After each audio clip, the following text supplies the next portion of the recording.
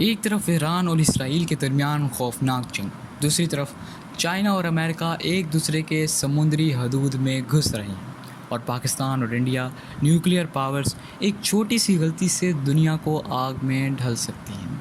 क्या ये सब वर्ल्ड वार 3 का आगाज़ है? क्या इंसानी तारीख दोबारा ख़ुद को दोहरा रही है?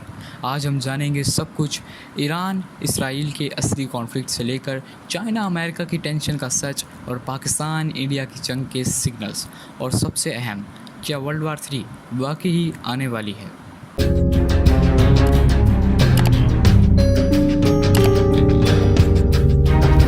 Unlike traditional ballistic missiles, it doesn't fall back to Earth. It maneuvers and changes direction mid-flight. According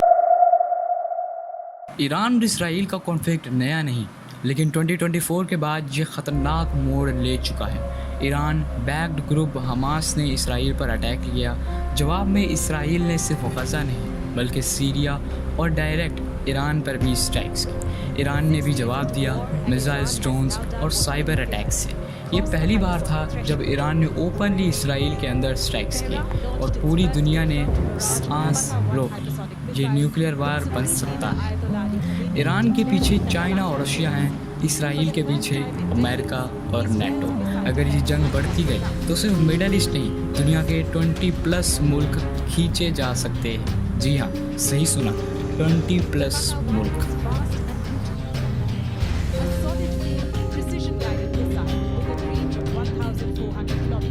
Taiwan दुनिया का सबसे ख़तरनाक फ्लैश पॉइंट बन चुका है। चाइना कहता है ताइवान उसका हिस्सा है। अमेरिका ताइवान को सपोर्ट करता है मिलिट्री, पॉलिटिकल और इकोनॉमिक तौर पर। 2024 में चाइनीज़ वॉरशिप्स और अमेरिकन एयरक्राफ्ट कैरियर्स एक ही समुंदर में थे। बस एक गलती से डायरेक्ट वार हो सकती है। चाइना रशिया अलायंस स्ट्रॉन्ग हो रही है। अमेरिका, जापान, साउथ कोरिया एक ब्लॉक बना रहे हैं। एक तरफ कम्युनिज्म और दूसरी तरफ कैपिटलिज्म। ये कोल्ड वार नहीं, रियल वार का इंट्रो है। अब बात करते हैं सबसे अहम बात। पाकिस्तान और इंडिया दोनों के पास न्यूक्लियर वेपन्स हैं और दोनों के दरमियान कश्मीर का मसला आज भी सुलझा नहीं। 2019 बालाकोट एयर स्ट्राइक्स याद है? एक स्ट्राइक ने दोनों मुल्कों को वार के करीब ले आया था। Balakot, Pulwama attack, LOC firing, PM Modi और पाकिस्तान स्टेटमेंट्स। इंडिया ने अगले 10 साल के लिए मिलिट्री मॉडर्नाइजेशन प्लान बनाया है। पाकिस्तान ने भी अब मिसाइल्स और ड्रोन टेक्नोलॉजी को अपग्रेड किया है। अब सवाल ये है, क्या ये टेक्नोलॉजी एक दिन यूज़ भी होगी? अगर मिसाइल्स लॉन्च होते हैं तो क्या सिर्फ बॉर्डर्स तक सीमित रहेंगे या फिर इस्लामाबाद, मुंबई, दिल्ली, लाहौर जैसे शहरों तक भी तबाही पहुंचेगी?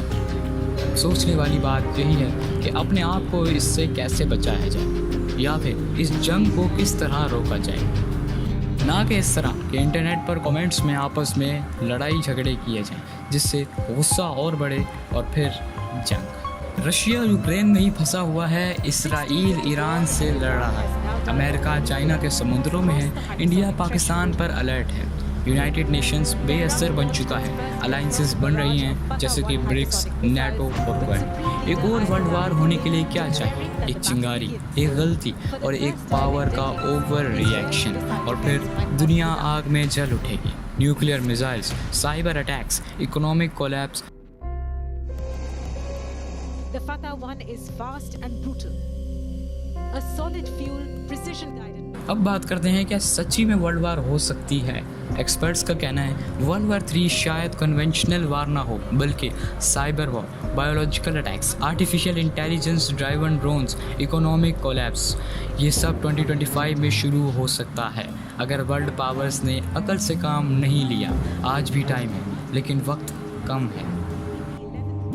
दुनिया आज एक एज पर खड़ी है। एक तरफ पीस टॉक, दूसरी तरफ बॉम्ब्स। अगर हमने हिस्ट्री से सबक नहीं सीखा तो हिरोशिमा और नागासाकी एक बार नहीं 1000 बार रिपीट होंगे।